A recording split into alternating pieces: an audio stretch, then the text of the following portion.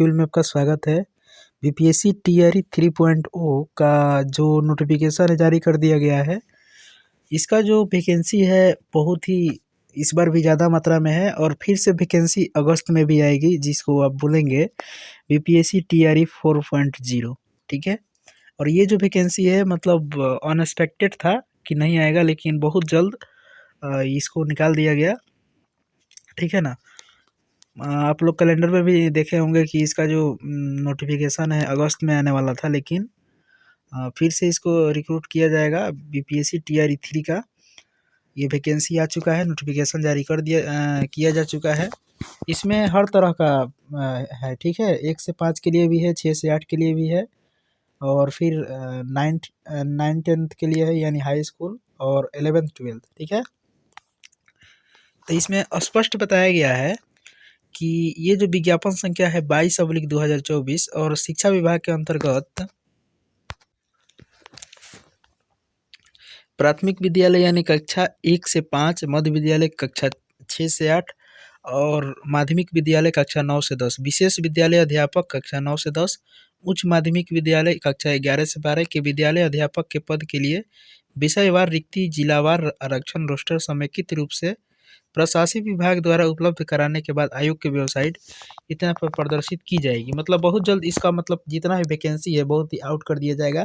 अभी जो भी लोग बोल रहे हैं कि 70,000 90,000, उसका हम पुष्टि नहीं कर रहे हैं, क्योंकि जब तक ऑफिशियल कुछ नहीं आता है तब तक हम कोई अपडेट ऑथेंटिक नहीं दे पाएंगे। ठीक है, तो ये आप जान गए। अब इसका जो एजुकेशनल क्वालिफिकेशन होगा उसमें स्पष्ट पहले वाला जो क्राइटेरिया था वही रहेगा। आइए हम देख भी लेंगे। इसमें स्पष्ट बताया गया है कि बहुत लड़के भी मांग कर रहे थे कि इस विज्ञापन हेतु के लिए जाने वाली परीक्षा शैक्षणिक प्रशैक्षणिक योग्यता शिक्षक पात्रता सीटेट एस्टेट में के अपेयरिंग कैंडिडेट को सम्मिलित नहीं किया जाएगा। तो मतलब इनमें अपेयरिंग कैंडिडेट को कोई भी सम्मिलित नहीं होना है। सीटेट एस्टेट में जो भी लोग पास आउट होंगे उनके लिए ही ये वैकेंसी है। समझ रहे होंगे आप लोग। इसमें एजुकेशनल क्वालिफिकेशन भारत का नागरिक हो, विद्यालय अध्यापक के पद के लिए राष्ट्रीय अध्यापक शिक्षा परिषद द्वारा समय समय पर निर्धारित शैक्षणिक प्रशैक्षणिक योग्यता धारित करता हो।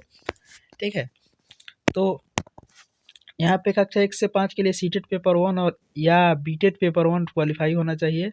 कक्षा 6 से 8 के लिए सीटेट पेपर 2 और बीटेट पेपर 2 क्वालिफाई होने चाहिए। कक्षा 9-10 के लिए एस्टेट पेपर 1 क्वालिफाई होना चाहिए। कक्षा 11 से 12 वाला एस्टेट पेपर 2 उत्तीर्ण होना चाहिए। ठीक है, और आपके पास वही डीएलएड और बीएड का डिग्री आपके पास होना चाहिए। समझ गए होंगे आप लोग, अब तक तो समझ ही गए होंगे। तो डीएलएड वाले 1 से 8 तक के लिए अप्लाई कर पाएंगे और बीएड वाले 6 से 12 तक के लिए अप्लाई कर पाएंगे। ठीक है, तो 12th वाले को 11th-12th वाले वही लोग अप्लाई करेंगे जिनके पास पीजी का मतलब पोस्ट ग्रेजुएट का डिग्री होगा। ठीक है, तो इसमें हम लोग बात कर लेते हैं कि जो इसमें स्पष्ट एक और बात कहा गया है कि शिक्षा विभाग बिहार के पत्रांक 2022-23 7/12/2023 के आलोक में नियोस द्वारा जो प्रदत्त 18 महीना का जो डीएलएड था उसका उपाधि मान्य नहीं होगा। इसमें स्पष्ट बताया गया है। ठीक है, तो 18 माह वाला डीएलएड मान्य नहीं होगा। ठीक है, स्नातक मतलब स्नातक की डिग्री आपको इसमें चाहिए। ठीक है, कक्षा 6 से 8 के लिए हम लोग देख रहे हैं। ठीक है ना, और 1 से 5 पद के लिए इसमें न्यूनतम 50% अंकों के साथ उच्चतर माध्यमिक तथा प्रारंभिक शिक्षा में द्विवर्षीय डिप्लोमा। ठीक है, और इसमें यही सब बात बताया गया है।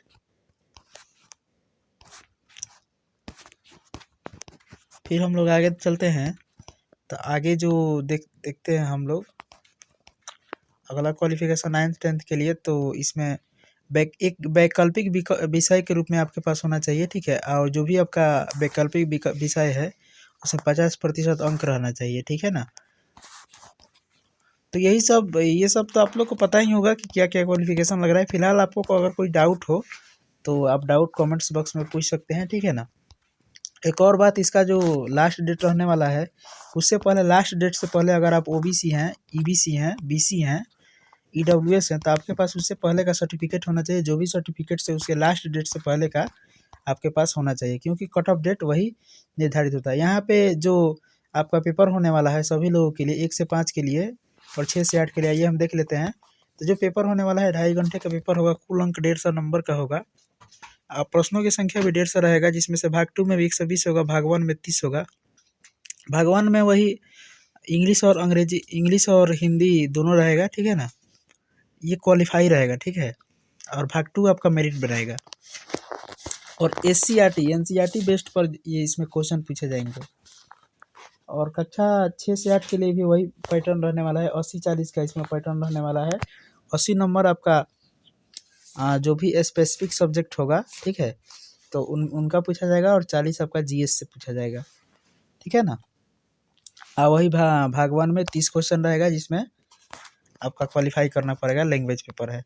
9th 10th के लिए जो है, 9th 10th के लिए इसमें भी अगर आपका मैथ्स है कोई, मतलब मेन सब्जेक्ट, तो मैथ से क्वेश्चन 80 क्वेश्चन रहेगा। ये मतलब बहुत इस बार तो ज़्यादा कट ऑफ गया था। तो एक बार वीडियो को पॉज करके देख भी लेंगे, या मेरे टेलीग्राम चैनल से जुड़ जाइए, DKIQ ऑफिशियल से, वहाँ पे स्पष्ट है, तो वहाँ पे आप लोग आराम से देख पाएंगे, ठीक है। एक और बात, अभी जो बिहार राज्य विद्यालय अध्यापक नियमावली 2023 की कंडिका में जो अभी आरक्षण का जो दायरा बढ़ाया गया है, तो अब ये आरक्षण बढ़कर ही ये आया है, ठीक है ना। तो अब 75% मतलब क्या हुआ है कि अब मतलब उसको कर दिया गया है, ठीक है ना। यहाँ पे स्पष्ट लिखा गया है।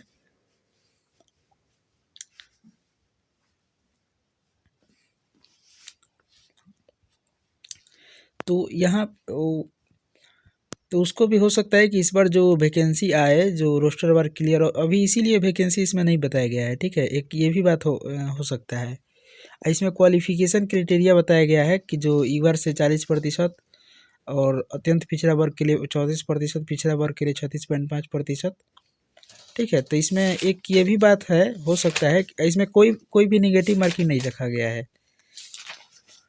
तो हो सकता है कि बहुत जल्द इसका रोस्टर वाइज जो वैकेंसी है बता दिया जाए। जो नया आरक्षण नीति है उसके अनुसार फिर रोस्टर वाइज वैकेंसी को क्लियर किया जाएगा, किस कैटेगरी में कितना वैकेंसी है।